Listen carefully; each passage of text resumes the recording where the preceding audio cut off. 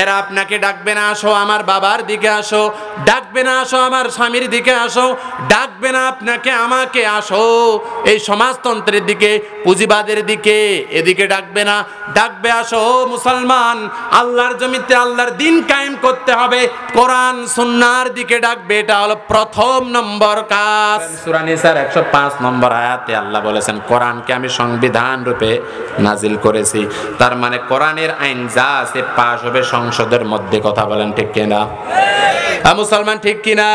কিন্তু কোরআন যদি সংসদের মধ্যে না নিয়ে যাওয়া হয়, বলেন দেখি এই সমাজ থেকে চুরি, ধর্ষণ, রাহাজানি, মিথ্যা, অপবাদ, জেনা, ব্যভিচার কি বন্ধ হবে?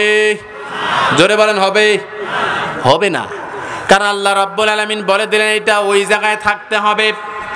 ওই জায়গায় যদি থাকার জন্য, আইন পাশ করার জন্য তোমাদের যদি কোনো চেষ্টা না থাকে, কোনো সংগ্রাম না থাকে, তোমাদের কিন্তু জান্নাত যাওয়া হবে না।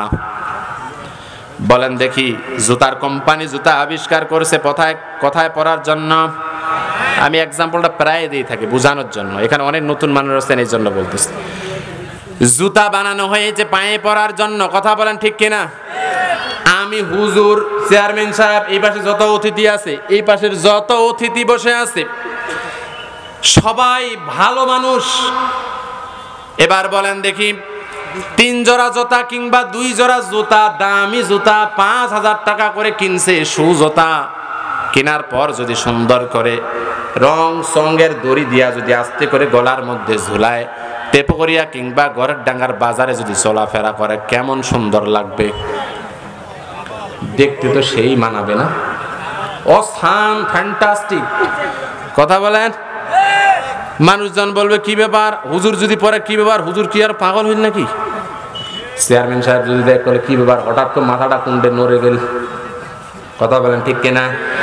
বলার কারণ শুধু একটাই, কারণ হলো ওরে বোকা, জুতা তো আবিষ্কার করা হয়েছে পায়ে দেওয়ার জন্য, তুই কেন গলায় ঝুলাইলি?